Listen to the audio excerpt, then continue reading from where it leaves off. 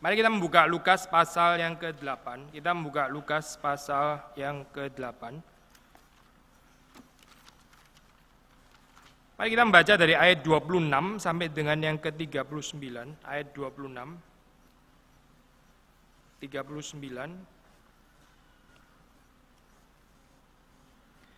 Kita membaca bergantian. Saya membaca yang genap, saudara membaca yang ganjil. Lukas 8 ayat 26 sampai dengan 39. Lalu mendaratlah Yesus dan murid-muridnya di tanah orang Gerasa yang terletak di seberang Galilea. Setelah Yesus naik ke darat, datanglah seorang laki-laki dari kota itu menemui dia. Orang itu dirasuki oleh setan-setan dan sudah lama ia tidak berpakaian dan tidak tinggal dalam rumah tetapi dalam pekuburan. Ketika ia melihat Yesus, ia berteriak lalu tersungkur di hadapannya dan berkata dengan suara keras, "Apa urusanmu dengan aku, hai Yesus, Anak Allah yang Maha Tinggi? Aku memohon kepadamu supaya engkau jangan menyiksa aku." Ia berkata demikian sebab Yesus memerintahkan roh jahat itu keluar dari orang. Karena sering roh itu menyeret-nyeret dia, maka untuk menjaganya, ia dirantai dan dibelenggu. Tetapi ia memutuskan segala pengikat dan ia dihalau oleh setan itu ke tempat-tempat yang sunyi. Dan Yesus bertanya kepadanya, "Siapakah namamu?" Jawabnya, "Legion," karena ia kerasukan banyak setan. Lalu setan-setan itu memohon kepada Yesus supaya ia jangan memerintahkan mereka masuk ke dalam jurang maut. Adalah di sana sejumlah besar babi sedang mencari makan di lereng gunung. Lalu setan-setan itu meminta kepada Yesus supaya ia memperkenankan mereka memasuki babi-babi itu. Yesus mengabulkan permintaan mereka. Lalu keluar setan-setan itu dari orang itu dan memasuki babi-babi itu. Kawanan babi itu terjun dari tepi jurang ke dalam danau lalu mati lemas. Setelah penjaga-penjaga babi itu melihat apa yang telah terjadi, mereka lari lalu menceritakan hal itu di kota dan di kampung-kampung sekitarnya. Dan keluarlah orang-orang untuk melihat apa yang telah terjadi. Mereka datang kepada Yesus dan mereka menjumpai orang telah ditinggalkan setan-setan itu duduk di kaki Yesus. Ia telah berpakaian dan sudah waras, maka takutlah mereka. Orang-orang yang telah melihat sendiri hal itu memberitahukan kepada mereka bagaimana orang yang dirasuk setan itu telah diselamatkan. Lalu seluruh penduduk daerah Gerasa meminta kepada Yesus supaya ia meninggalkan mereka, sebab mereka sangat ketakutan. Maka naiklah ia ke dalam perahu, lalu berlayar kembali. Dan orang yang telah ditinggalkan setan-setan itu meminta supaya ia diperkenankan menyertainya, tetapi Yesus menyuruh dia pergi, katanya, "Pulanglah ke rumahmu dan ceritakanlah segala sesuatu yang telah diperbuat Allah atasmu." Orang itu pun pergi, mengelilingi seluruh kota, memberitahukan segala apa yang telah diperbuat Yesus atas dirinya. Mari kita berdoa, kita minta pertolongan anugerah Tuhan. Tuhan, kami bersyukur kami bisa sekali lagi datang beribadah kepada Tuhan, dan kami berdoa supaya perenungan firman Tuhan ini sepenuhnya dikuasai oleh Roh-Mu yang kudus, baik hamba-Mu yang berbicara maupun setiap daripada kami yang mendengar. Engkau menyentuh kami, menyapa kami sekali lagi, dan dengan respons yang benar kami boleh membaca bersama dengan Tuhan isi hati kami dan membiarkan Engkau mengubah seluruh kehidupan kami. Terima kasih Tuhan, kami sekali lagi menyerahkan pemberitaan firman ini di dalam pimpinan-Mu. Demi Yesus Kristus kami berdoa. Amin. Sudah sama seperti perikop yang sebelumnya, ini lebih jelas lagi perikop yang kita baca di dalam ayat 26 sampai dengan 39 ini adalah tentang exorcism, tentang pengusiran roh jahat. Ya. Perikop lalu sebetulnya juga di dalam bahasa exorcism kita sudah menjelaskan, yaitu bagaimana Lukas menggunakan istilah rebuke, Tuhan menghardik angin dan air, bahasa exorcism language. Tapi apalagi yang kita baca di dalam perikop pada hari ini juga jelas ya, menyatakan ini satu exorcism. Kita bersyukur di dalam Alkitab ada berbagai macam faset yang kita bisa belajar, termasuk juga di dalam genre yang sama, itu yaitu exorcism ini ada prinsip-prinsip yang berbeda yang Tuhan ingin supaya kita bisa mempelajarinya dari setiap perikop, termasuk yang kita baca pada pagi hari ini. Nah, so waktu kita membaca di dalam gambaran ini ayat 26 dikatakan di mana terjadinya peristiwa ini, yaitu di Gerasa. Kalau saudara membandingkan dengan Matius pasal yang ke-8 misalnya, di situ ada sedikit perbedaan ya. Matius pasal ke-8 kalau saudara membaca di dalam ayat yang Di sini paralel ditaruh di dalam ayat 28 sampai dengan 34 ya. Saudara menemukan di situ Gadara ya, di sini Gerasa, ada sedikit perbedaan tentang gambaran geografik itu, tapi intinya sebetulnya adalah waktu dikatakan ini Gerasa di seberang Galilea, jadi itu di bagian yang lain ya, bukan di dalam bagian yang tadinya Yesus sebelum masuk ke danau itu. Sebetulnya Lukas mau menyatakan bahwa ini adalah daerah yang secara populasi itu lebih banyak Gentiles ada di sana. Jadi orang-orang kafir ya, ada di dalam bagian itu. Maka tidak heran kalau sudah membaca di situ ada memelihara babi dan sebagainya yang akan sangat unthinkable kalau itu terjadi di Israel misalnya. Tapi ini di seberang yang lain, di seberang daripada danau itu, di seberang Galilea. Jadi gambarannya adalah di sini Yesus ya di dalam kehidupan, ini mengantisipasi seperti Lukas biasa menceritakan selalu 2 kali begitu paling sedikit, satu di dalam Injil Lukas, satu lagi di dalam satu lagi di dalam Kisah Para Rasul. Jadi apa yang terjadi dalam kehidupan Yesus seperti kemudian diulangi lagi di dalam cerita daripada jemaat mula-mula yang seharusnya juga diulangi lagi di dalam cerita kehidupan kita ya. Maka di sini sebetulnya peristiwa ini mengantisipasi dari mission kepada Gentiles, yaitu pemberitaan Injil, pelayanan kepada orang-orang kafir, dan bukan hanya bagi Israel saja, tapi juga di tempat-tempat yang di sana banyak orang-orang Gentiles, orang-orang kafir, bukan orang-orang Israel. Yesus pun juga melayani mereka, Yesus datang ke sana dan Yesus juga melepaskan orang daripada ikatan-ikatan dan dengan kuasa yang sama. Nah, cerita ini seharusnya menjadi satu cerita yang menguatkan kita ya, untuk tidak terlalu bergantung kepada batasan-batasan atau boundaries itu culture atau bahasa atau adat istiadat dan sebagainya. Seperti di dalam teologi kontemporer orang banyak sekali membicarakan kontekstualisasi, tentu saja itu memang studi yang penting ya. Kita perlu mengenal audiens kita, juga ada dasar firman Tuhan ya. Cuma jangan sampai studi itu kemudian merelativisasi iman kita ya akan kuasa Tuhan yang senantiasa cukup, entah seseorang itu melayani di tempatnya sendiri atau melayani di tempat yang asing. Ini adalah tempat yang asing untuk Yesus ya, karena Yesus bukan dari daerah itu, tapi waktu Yesus pergi ke sana, dia mendemonstrasikan kuasa yang sama sebagaimana kuasa yang didemonstrasikan di Israel maupun di danau atau laut atau tempat di mana dianggap banyak evil spirits tinggal di sana, maupun juga di seberang daripada danau Galilea, yaitu yang disebut tanah Gerasa ini atau Gadara di dalam tulisan daripada Matius. Gambarannya sederhana, sewaktu kita membaca dalam ayat 27, di situ Yesus naik ke darat, datang seorang laki-laki dari kota itu menemui dia, orang itu dirasuk oleh setan, sudah lama ia tidak berpakaian dan tidak tinggal dalam rumah tetapi dalam pekuburan. Menarik saudara gambaran ini, maksudnya bukan orang gila menarik, bukan ya, tapi kalau saudara melihat ini adalah satu fakta keadaan yang negatif ya, yang ya evil existence gitu, yang dinyatakan di dalam diri orang ini diganggu atau dirasuk oleh setan-setan, nggak berhasil diusir ya, maksudnya orang-orang yang tinggal di sana nggak bisa menguasai orang ini. Tetapi setidaknya mereka berusaha untuk membelenggu, merantai, menaklukkan, mengontrol orang yang dirasuk setan ini, sehingga meskipun fakta atau kehadiran dia ini katakanlah mengganggu, tapi bagaimana caranya supaya nggak sampai mengganggu orang-orang yang ada di tanah Gerasa. Lalu kalau bisa ya mungkin juga sekaligus menjadi certain keuntungan ya untuk mereka. Kita memang nggak mencatat bagian itu tapi kita bisa sedikit fantasi di dalam batasan yang wajar, yaitu dengan adanya orang seperti ini mungkin tanah Gerasa juga sedikit lebih aman begitu ya, karena dijaga oleh satpam yang seperti ini, nggak gampang-gampang nih masuk ke sini gitu, mesti melewati orang seperti ini jadi sangat efektif ya dengan adanya orang ini. Jadi daerah itu mungkin bisa jadi cukup aman, masih melewati bagian ini waktu danau mendarat dan masuk ke dalam tanah itu ya, at least bukan tanpa pergumulan gitu untuk masuk ke tanah Gerasa.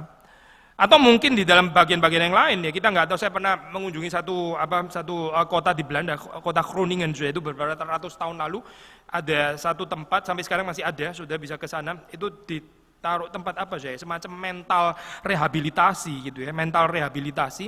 Tapi di dalam ratusan tahun yang lalu itu mereka pakai itu sebagai kayak semacam tontonan begitu ya, tontonan atraksi turis gitu. Jadi orang kalau datang ke sana bisa nonton orang-orang yang kurang waras itu, lalu bayar certain tiket untuk masuk dan menonton, diinstrumentalisasi saya jadi ini ya orang-orang gila yang bikin tiket untuk melihat orang gila itu nggak kalah gilanya sama orang-orang gila itu ya, sama gilanya gitu.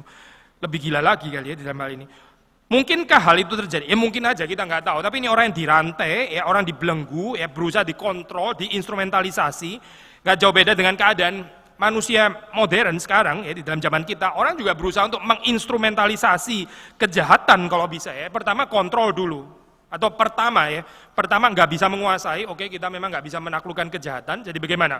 At least kita bisa kontrol, ya. Setelah kontrol kalau bisa instrumentalisasi sekalian, kita pakai untuk menguntungkan kita. Ya. Sekali lagi saya, nggak ada kekuatan untuk mengalahkan kejahatan, ya. Mesti menerima fakta itu, have to live with it, ya, dengan existence evil itu somehow gitu. Tapi kemudian bagaimana manusia berusaha untuk mengontrol itu, merantai, membelenggu gitu ya, at least nggak membahayakan kita. Lalu kalau mungkin juga sekaligus menginstrumentalisasinya ya, kita melakukan sesuatu dengan kekuatan kita, dengan power, dengan uang, dengan mungkin jabatan dan sebagainya, menggunakan evil itu mendatangkan keuntungan bagi kita. Dunia maksudnya saya. Tapi Yesus datang bukan untuk itu. Yesus datang untuk membebaskan, bukan saja membebaskan orang ini daripada ikatan rantai dan belenggu, tapi juga ikatan daripada orang-orang yang tinggal di sana, kedegilan hati mereka, ketidakpedulian mereka, ketidakpekaan mereka, dan kejahatan hati mereka terhadap orang yang dirasuk setan ini. Ini kan dikatakan dirantai dan dibelenggu ya. Dirantai oleh siapa ya? Pasti bukan rantai-rantai sendiri gitu, atau lagi main rantai terus tiba-tiba nggak bisa keluar begitu kan ya, terus kuncinya hilang gitu. Pasti dirantai oleh orang-orang yang ada di situ. Orang-orang yang tinggal di tanah Gerasa inilah yang merantai dan membelenggu dia. Tetapi kalau sudah membaca di situ, ia memutuskan segala pengikat itu. Manusia berusaha untuk melokalisasi evil, berusaha untuk membelenggu evil, tapi sebetulnya juga nggak bisa. Kontrol itu nggak sepenuhnya berhasil, ya karena setan mempunyai kekuatan untuk memutuskan pengikat-pengikat yang diciptakan oleh manusia itu. Ya untungnya setan itu nggak datang ke rumah penduduk yang ada di sana begitu ya, tapi setan itu menghalau orang yang dirasuk itu ke tempat-tempat yang sunyi di wilderness. Kita melihat sudah di dalam cerita ini, yang sebetulnya betul-betul mengontrol itu adalah Tuhan. Sekali lagi, ini kan dia dirantai, dibelenggu, tapi dia bisa memutuskannya. Waktu memutuskan dia nggak jalan keliling-keliling ke rumah penduduk, itu karena siapa?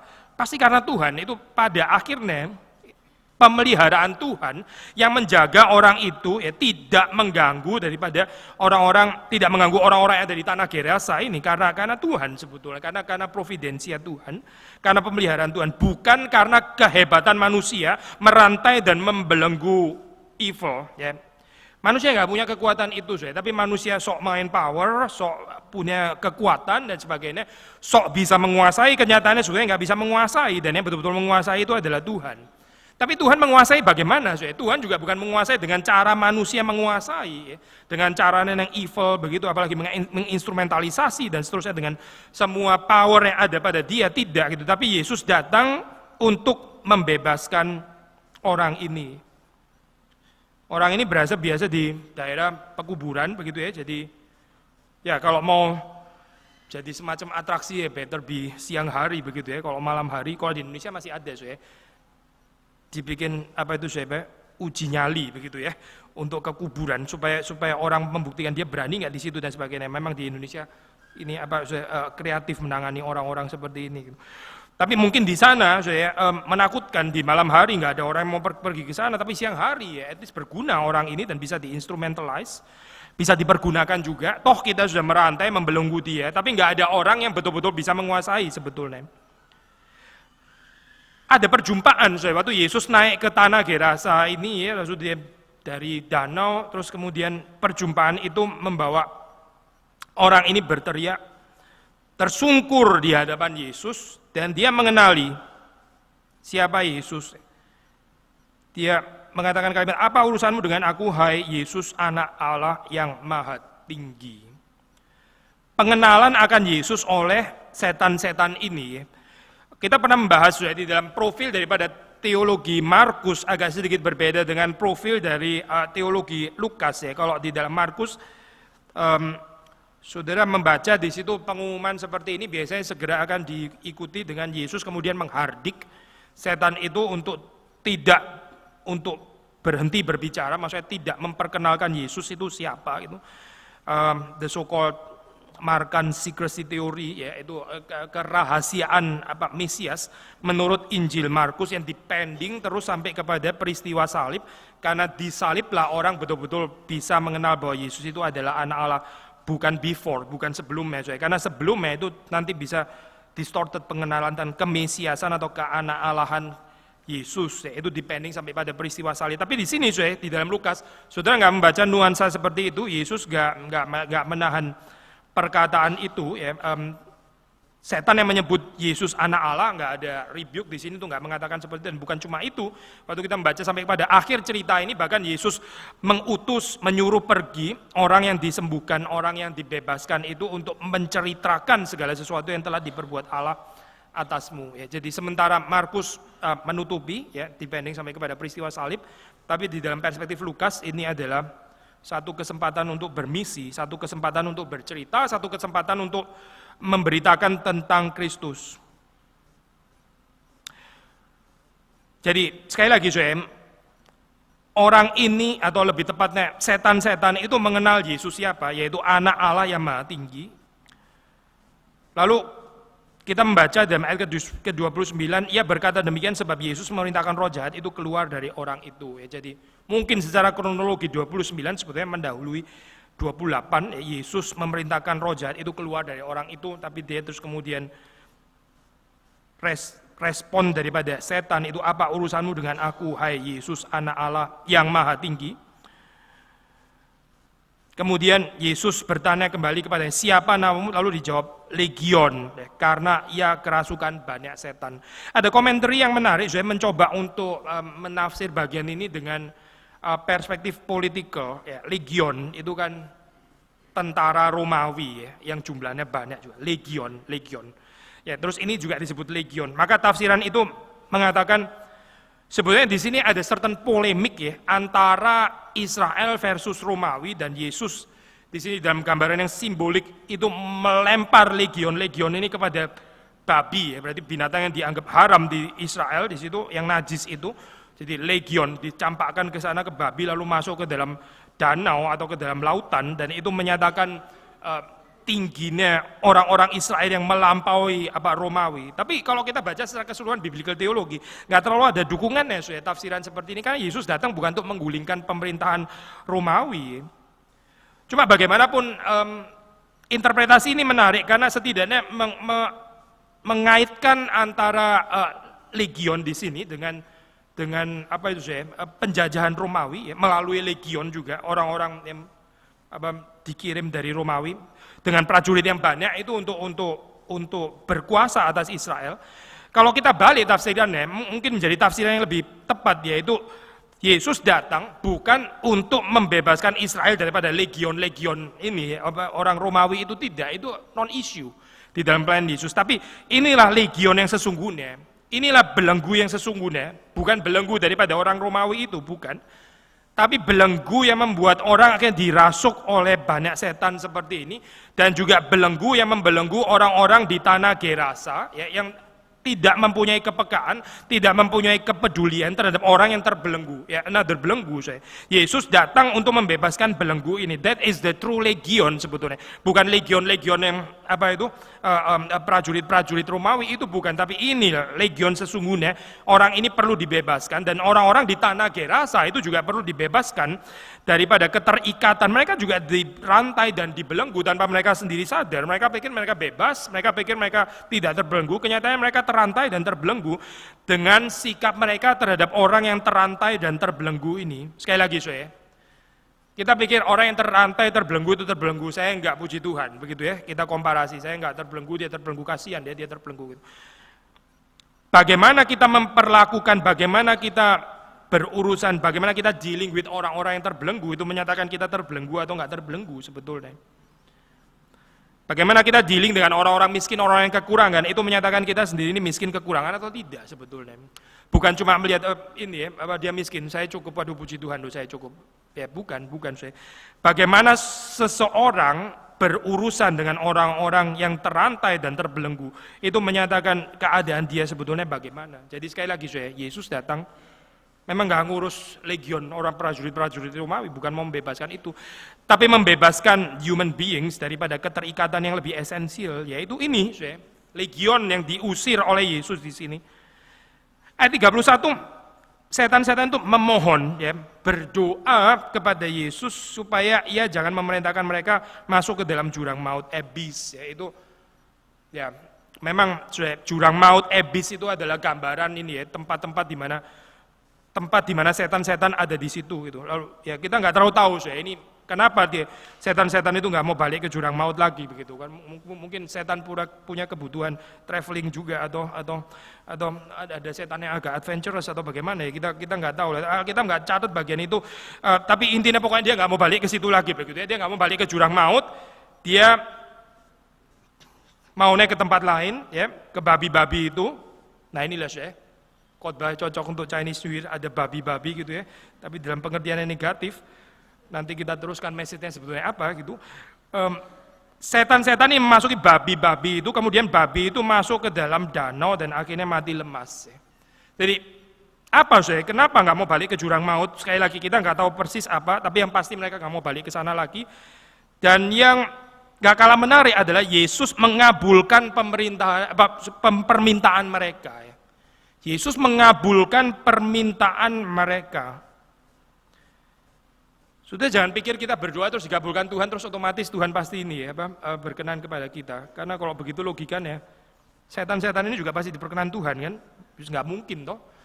Kalau orang berdoa terus kemudian Tuhan mengabulkan, itu saya ini anak Tuhan, kalau doa saya dikabulkan, itu naif sekali pikiran seperti itu. Luar biasa naif, karena setan-setan pun ya itu juga dikabulkan doanya oleh Tuhan, at least kadang-kadang ya seperti di sini. Yesus mengabulkan permintaan mereka. Apakah ini jadi berarti anak Tuhan? Ya pasti bukan. Ini setan kok bagaimana bisa anak Tuhan gitu. Tapi Tuhan bisa mengabulkan permintaan daripada setan-setan itu. Mereka memasuki babi-babi itu lalu masuk ke dalam danau mati lemas. Danau ya bukan jurang maut, variasi lain danau. Sekali kita sudah membahas di minggu lalu. Danau itu juga tempat di mana biasa di situ evil spirits itu tinggal di sana ya, danau, the chaotic power dan sebagainya. Evil spirits itu roh-roh jahat ada di danau, di wilderness dan sebagainya. Nah, ke danau ya. Mereka pikir mereka daripada di jurang maut, abyss, tempat yang terlalu dalam, mereka mau ke danau, yaitu kerajaan mereka. Tapi mungkin mereka nggak tahu bahwa Yesus sudah menaklukkan danau juga di dalam cerita yang sebelumnya. Intinya adalah nggak ada satu daerah pun yang Yesus tidak berkuasa, nggak ada. Mau pergi kemana setan itu? Mungkin mau menghindari Jesus presence, mau menghindari kehadiran daripada Yesus, tapi nggak bisa sebetulnya. Yang ironis adalah the bad news manusia bisa menghindari kehadiran Yesus. Ini nggak tahu siapa yang lebih berbahagia ya kayak begini ya. Setan sih pasti nggak berbahagia memang gitu. Karena kehadiran Yesus itu menjadi kehadiran yang mengancam mereka, yang mematikan mereka. Tapi sementara setan nggak bisa menghindari kehadiran Yesus. Lo mau pergi kemana? Ke jurang maut. Tuhan juga berkuasa ada di sana. Mau pergi kemana? Ke danau. Danau. Tuhan juga berkuasa atas danau. Mau pergi kemana? Nggak ada tempat yang nggak dikuasai oleh Tuhan. Seperti setan-setan itu nggak bisa menghindari Jesus presence. Tapi kalau kita membaca di dalam cerita ini, Yesus kemudian diusir kan untuk meninggalkan mereka. Berarti orang-orang ini bisa menolak Jesus presence, seolah-olah mau mengatakan engkau enggak berkuasa di sini. Ini ironis sementara setan-setan dicatat tidak bisa menolak kehadiran Tuhan, tapi manusia digambarkan bisa menolak kehadiran Tuhan. Sekali lagi gambarannya rada ironis ini nggak tahu yang lebih berbahagia yang mana di sini ya. Setan sudah pasti sekali lagi nggak berbahagia. Tapi manusia itu sangat gak berbahagia waktu salah pilih seperti ini. Karena dia diberikan kemungkinan untuk menolak, mendinai Jesus presence. Babi-babi, babi-babi sekali lagi kita katakan bahwa ini adalah daerah Gentiles. Memang ada babi-babi yang dipelihara, orang consuming babi dan sebagainya. Tapi kemudian waktu setan-setan itu akhirnya memasuki babi-babi itu, ya, lalu kemudian babi itu semuanya terjun dari tepi jurang dan masuk ke dalam danau dan akhirnya mati juga. Itu menimbulkan satu reaksi. Penjaga-penjaga babi waktu melihat apa yang terjadi, mereka lari lalu menceritakan hal itu di kota dan di kampung sekitarnya. Saya tertarik dengan etis variasi bahasa Indonesia, belum cek bahasa aslinya, tapi sudah bisa membandingkan dengan ayat 39. Di situ pakai istilah menceritakan juga, ini semacam penginjilan juga, ya. Menceritakan apa? Menceritakan kebangkrutan gitu, menceritakan persoalan hidup. Sementara orang yang disembuhkan ini diutus untuk pulang ke rumah dan menceritakan segala sesuatu yang telah diperbuat Allah. Di sini juga ada orang-orang yang menceritakan, ya, menceritakan apa? Menceritakan kejadian ini di kota, di kampung-kampung sekitarnya. Tapi menceritakan apa, saya? Menceritakan betapa ruginya, ya, babi-babi itu sudah hilang begitu, penjaga-penjaga ini sebentar lagi kena PHK kali karena nggak ada lagi yang dijaga gitu. Tapi mereka even dan juga pemiliknya, si cukong-cukong babi itu even nggak peduli sama sekali dengan kenyataan yang lebih penting, yaitu bahwa ada manusia yang dibebaskan di sini, ya, melampaui daripada babi-babi itu. Saya nggak tahu di sini mungkin saudara ada yang jadi apa itu animal lovers. Saudara bisa berpikir kenapa ya diusir ke babi-babi, kasihan babi-babi itu. Mestinya Tuhan itu mengusir dan mencampakkannya ke karang-karang terus dibelenggu oleh karang-karang, atau taruh di satu mutiara juga binatang, salah lagi nanti begitu kan ya, ditaruh di tempat mana begitu, ditaruh di sana terus ditutup begitu ya, supaya terjebak di karang-karang dan sebagainya. Kok dikasih ke babi-babi, kan kasihan babi-babi gitu kan. Gerakan animal lovers ini makin lama makin ini sih, makin menarik begitu ya, makin interesting. Saya pernah cerita ke saudara kan ya, di Seattle itu satu pasar namanya Pike Market. Sementara di tahun-tahun dulu itu ada atraksi orang lempar-lempar apa itu, saya ikan bisa tangkapnya kan susah, sudah licin gitu, lalu banyak turis lihat. Sekarang sudah nggak boleh lagi. Kenapa, saya? Karena ada fish right, ada apa itu hak asasi ikan gitu ya. Ikan kok dilempar-lempar itu sepertinya kurang sopan terhadap ikan gitu. Padahal ikannya itu mati, saya. Apalagi mati begitu kan. Lu mau nggak kalau lu mati, mayat lu dilempar-lempar orang? Nggak mau kan? Makanya lu sendiri nggak mau. Apa yang tidak kau kehendaki diperbuat padamu, jangan diperbuat kepada ikan-ikan juga begitu. Namanya ini apa animal rights. Jadi sekarang nggak boleh lagi saya lempar-lempar ikan gitu, karena itu apa itu tidak sopan terhadap dunia perikanan. Jadi nggak ada atraksi itu lagi, saya. Karena apa? Karena animal lovers itu tadi begitu ya. Makin lama makin aneh, makin nggak bisa dimengerti dan sebagainya. Nah, kalau sudah baca di dalam perspektif itu, ya sudah bisa kasihan juga terhadap babi-babi ini. Lebih baik disembelih saja atau dimakan rame-rame daripada dilempar seperti ini ya. Babi-babi kerasukan, takut juga orang yang makan begitu ya. Ntar jangan-jangan bisa ketransfer ini ya, setan-setannya. Ya, tapi dari perspektif Alkitab, babi itu binatang itu lebih rendah daripada manusia. Entah kita suka atau nggak suka. Babi itu selalu lebih rendah daripada manusia. Maka ini kasihlah sesama manusia lebih daripada babi-babi begitu ya. Orang yang terlalu suka makan babi, saking sukanya sampai lupa manusia, benar-benar bisa kejadian di sini nanti. Orang-orang ini, penjaga-penjaga ini, pemilik-pemiliknya, nggak bisa melihat ada keindahan yang terjadi. Yesus membebaskan orang ini ya daripada kerasukan lagi. Yang mereka lihat adalah saya sudah rugi, babi-babi saya mati. The true animal lovers di sini. Dan bukan animal lovers itu, money lovers sebenarnya. Bukan masalah babinya, tapi masalah keuntungan yang ada pada mereka itu sekarang jadi hilang. It cost them a fortune di dalam bagian ini. Kenapa? Karena Yesus datang. Poin ini mereka bukan melihat anugerah Tuhan yang membebaskan, yang melepaskan, tapi mereka melihat kedatangan Yesus itu merugikan mereka. Ada economic loss di sini ya, ada kerugian ekonomi yang mereka harus tanggung. Mengikut Yesus sudah pasti nggak harus selalu kaya, nggak harus gitu. Tapi memang juga nggak harus selalu miskin, nggak harus selalu bangkrut, tidak gitu. Tapi ada saat di mana kedatangan Yesus itu bisa merugikan seseorang secara ekonomi. Kalau begini bagaimana, saya? Apakah ini berarti kemudian kekristenan jadi mengajarkan yang lain begitu? Sementara ada teologi sukses, kalau begini adalah teologi penderitaan, teologi kebangkrutan dan sebagainya, teologi kemelaratan gitu? Bukan. Waktu dikatakan Yesus di sini datang ya memporak-porandakan keuntungan ekonomi, itu hanya menyatakan bahwa ekonomi yang dibangun selama ini itu dibangun di dalam sistem yang sinful, di dalam cara yang salah, di dalam cara yang berdosa. Maka waktu Yesus datang, dia membersihkan itu semua. Ada yang rugi di sini. Bukan berarti Yesus datang semua orang langsung jadi sakit, yang sehat semua jadi sakit. Lalu Yesus datang orang kaya semua langsung jadi miskin. Tidak, bukan itu teologinya. Tapi Yesus akan membereskan order of creation. Di sini mulai kapan babi itu menjadi lebih penting daripada manusia? Kenapa di sini ada penjaga-penjaga babi, tapi nggak ada penjaga manusia ini satu pun nggak ada. Yang ada malah orang ini dirantai dan dibelenggu, tapi babi-babi itu bebas. Kenapa terjadi kekacauan kreasionis seperti ini di dalam kehidupan manusia? Kenapa ada orang-orang lebih mengasihi binatang daripada mengasihi sesamanya yang menderita? Kenapa orang lebih suka anjingnya daripada orang berpikir tentang manusia yang menderita ya dari sekeliling? Dia nggak ada kepekaan tentang itu. Kenapa? Karena order of creation sudah kacau balau setelah manusia jatuh ke dalam dosa.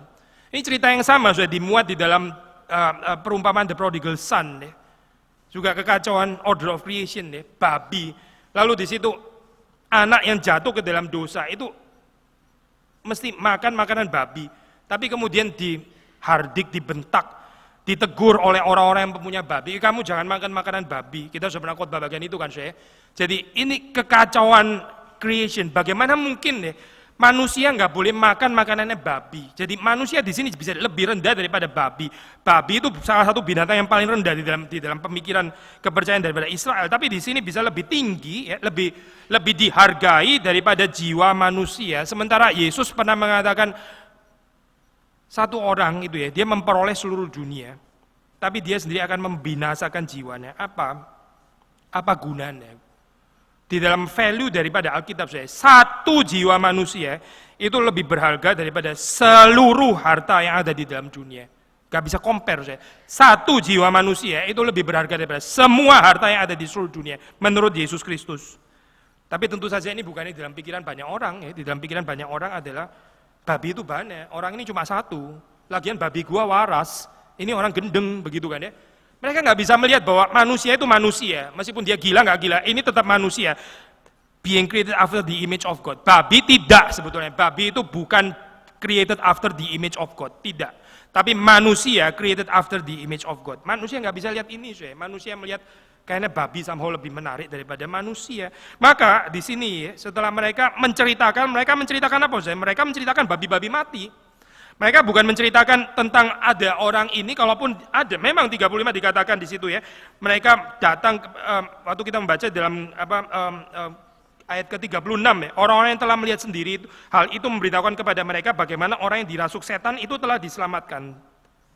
Tapi apakah cerita ini menjadi cerita yang menarik? Tidak, cerita ini nggak menjadi cerita yang menarik untuk mereka. Mereka buta atau membutakan diri terhadap pelepasan yang dilakukan oleh Yesus ini. Mereka lebih tertarik kepada babi mereka yang hilang. Maksudnya lebih terobsesi ke sana, mereka menjadi takut.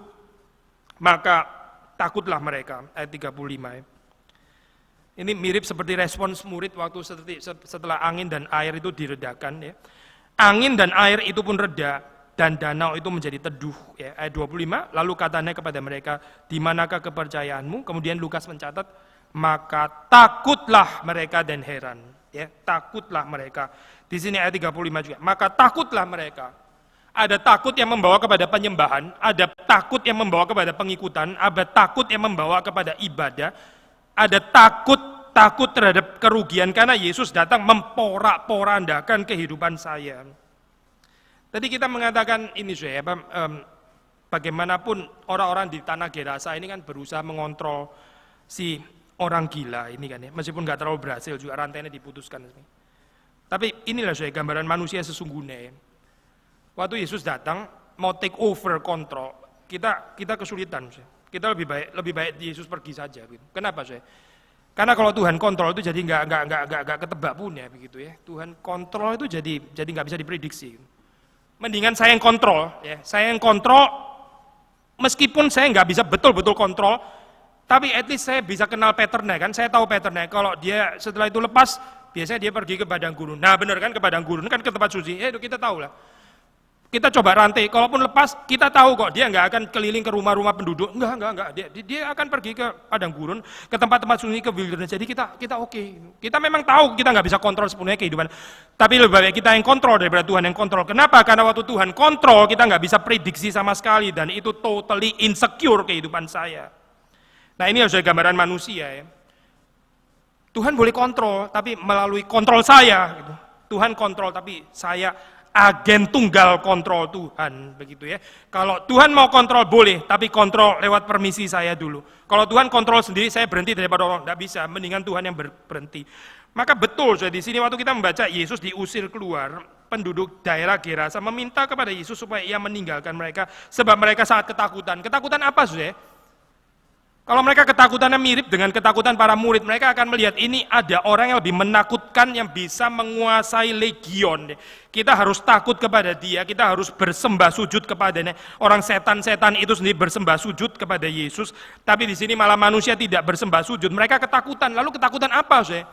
Bukan ketakutan ada orang yang lebih berkuasa, ada manusia yang lebih berkuasa di sini daripada legion. Tidak, saudara. Mereka ketakutan kehilangan fortune, mereka takut kehilangan babi-babi mereka. Mereka takut kalau ini diteruskan kayak begini, mereka tambah lama bisa tambah bangkrut. Karena perekonomian mereka itu dibangun di dalam cara yang semuanya salah, dan Tuhan datang untuk membereskan yang mana yang di atas, yang mana di bawah. Manusia itu lebih berharga daripada babi. Bukan babi lebih berharga daripada manusia. Babi nggak pernah lebih berharga daripada manusia. Manusia itu di atas babi. Manusia itu adalah the crown of creation. Babi bukan. Tapi di sini babi yang lebih dipelihara, manusia yang nggak diperhatikan. Lalu kalau bisa orang ini pun juga dirantai, diinstrumentalisasi. Yang babi mirip manusia, yang manusia mirip babi. Akhirnya semuanya kacau balau. Dan Yesus datang membereskan itu. Mereka bilang, stop. Kita nggak mau yang seperti ini. Kita takut kalau kamu memporak-porandakan kehidupan saya dengan kontrolmu. Sampai sekarang, nggak jauh berbeda. Kita lebih suka manusia, lebih suka mengontrol dirinya sendiri, mengontrol family-nya sendiri, mengontrol keuangannya sendiri, mengontrol sekolahnya anak, mengontrol sendiri, semua kontrol sendiri. Lalu kita bilang Tuhan kayaknya nggak terlalu ngerti, seperti yang saya mengerti begitu ya. Lalu waktu Tuhan datang, dia kesulitan. Kenapa? Karena dia nggak bisa lihat jauh, nggak bisa lihat jauh. Manusia kepinginnya lihat jauh begitu kan, makanya itu tukang guamia dan sebagainya bisa laris juga. Kenapa karena manusia itu so insecure mau mengetahui 3 km ke depan gitu ya, kalau bisa 20 km ke depan. Sementara kita mengikut Tuhan 2 meter ke depan pun kita nggak terlalu bisa lihat begitu ya, tapi kita cuma bisa lihat ada tangan Tuhan yang pegang. Tapi untuk kita nggak cukup tangan Tuhan melihat. Kita perlu lihat Tuhan itu kabut, lu bersihin, gua juga mau lihat itu apa gitu ya. Mirip seperti orang naik becak, sudah tahu ya kalau hujan gitu ya. Dia bisa apa sih saya? Nggak bisa apa-apa ya. Yang mengendarai kan di belakang. Becak itu instrumen menarik saya. Karena yang mengendarai di belakang begitu ya. Yang ini di depan gitu. Jadi perlu iman duduk di depan. Karena nabrak dia dulu. Bukan ini ya saya. Bukan pengendaraannya yang bahaya dia dulu gitu. Maka dia suka buka-buka kalau hujan gitu ya. Buka-buka. Tapi buka-buka bisa apa? Nggak bisa apa-apa juga. Karena nyetir ada di belakang begitu loh saya. Balik lagi ke sini ya, kita bukan khotbah becak soalnya, itu nggak ada teologi becak. Orang-orang ini takut akan insecurity ya, yang mereka merasa ini bisa bahaya sekali dalam kehidupan mereka waktu Yesus take over kontrol itu. Mereka mau lebih baik kamu yang pergi saja, gitu. Silakan meninggalkan kami. Kita lebih suka kita urus keuangan kita lebih suka kita urus kota kita, tanah kita. Lagian kamu orang asing kan ya. Kita takut sih terus terang dengan kamu begitu ya, tapi tolong tinggalkan daerah ini. Mereka sangat ketakutan. Yang menarik Yesus meninggalkan mereka. Mungkin kalau saya di sana gitu ya, saya sekalian masukin mereka ke babi begitu, saya masuk semua ke jurang. Tapi itu jadi cerita Superman, bukan cerita Yesus. Tuhan yang kita kenal itu all powerful betul. Tuhan yang kita kenal itu omnipotent, dia maha kuasa. Tapi saudara perhatikan di sini ya, maha kuasa bukan berarti exercising power semena-mena secara arbitrer dan sebagainya. Variasi seperti itu selalu menarik untuk manusia yang berdosa ya. Showing of power, menyatakan siapa yang punya kuasa, siapa yang punya otoritas begitu ya. Tapi itu kekanak-kanaan, itu kekanak-kanaan. Yesus waktu diusir, dia pergi. Sekali lagi, ini memang ironis. Sementara setan-setan ya, itu nggak bisa menjauhi nggak bisa menjauhi kontrol daripada Yesus, karena Yesus mengontrol semuanya. Tapi manusia bisa loh. Manusia diberikan kekuasaan itu, Tuhan itu bisa jadi tanda kutip rada vulnerable, ya. Agak rapuh dan rentan terhadap penolakan manusia.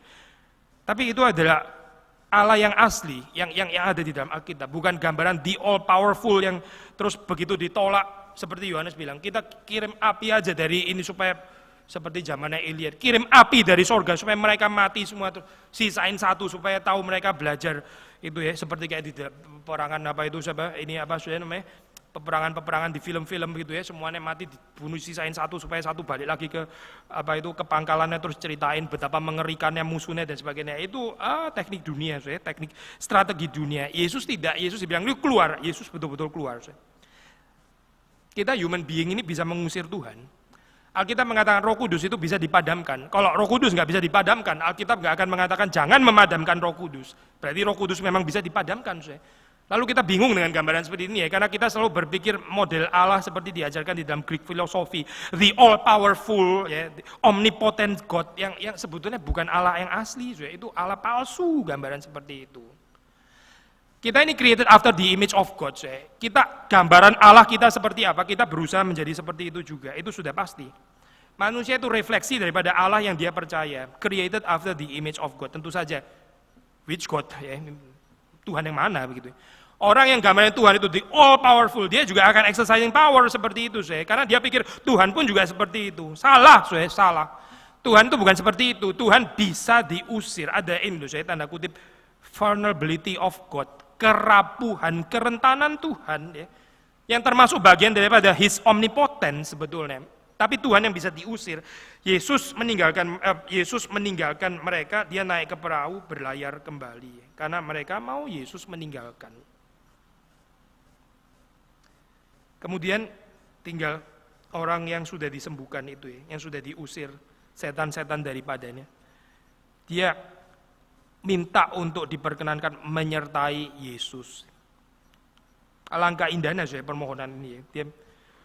Yesus itu ditolak, diusir keluar dari sana dan Yesus pergi. Lalu kemudian orang ini mau menyertai Yesus, mengikut Yesus.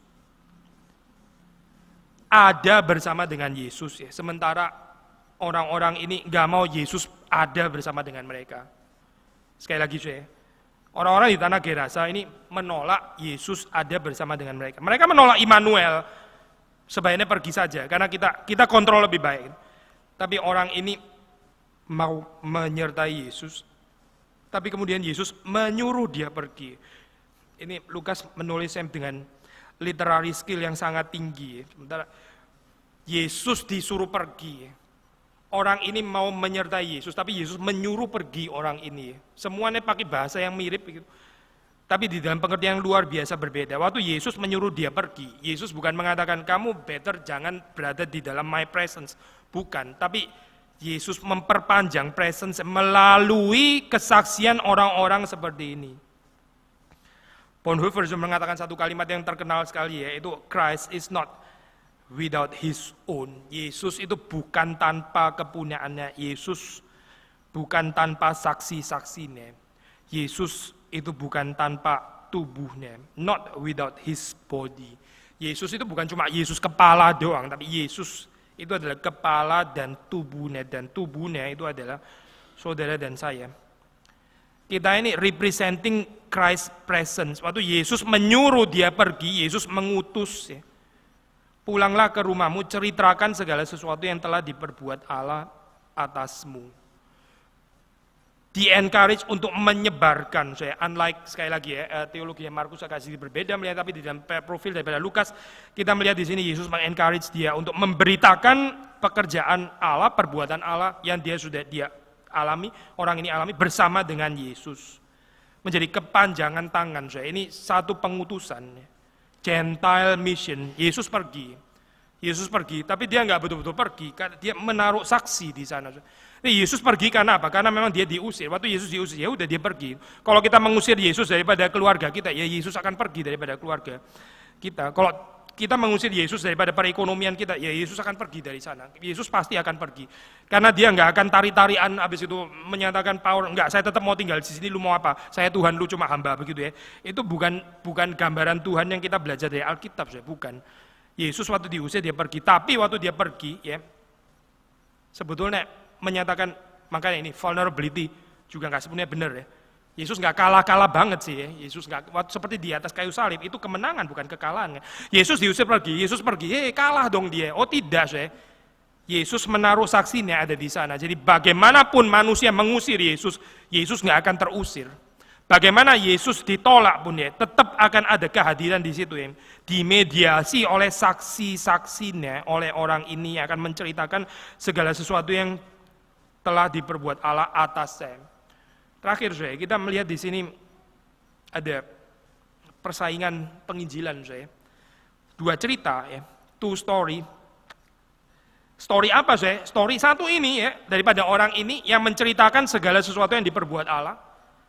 Tapi terus ada story yang lain. Story apa? Story babi-babi saya mati, kurang ajar orang ini ya. Tenggelamkan semua babi gitu. Saya jadi ekonomi nggak sukses lagi. Gara-gara orang ini gitu. Itu cerita juga, saya cerita. Saya nggak bisa lagi jadi kaya ini sekarang. Saya diganggu oleh orang ini. Tadinya saya berhasil, saya sekarang jadi bangkrut. Sekarang nggak bisa lagi korupsi. Gara-gara orang ini nggak bisa korupsi. Dua cerita ini saya terus bersaing. Lalang dan gandum semuanya dihadirkan oleh Tuhan. Tuhan memberikan ruang juga untuk penaburan lalang. Bukan cuma penaburan gandum saya. Penaburan lalang ya. Sama-sama menceritakan, sama-sama punya story untuk dihidupi. Tapi pertanyaannya, story mana yang menguasai kehidupan kita? Mari kita masuk dalam doa.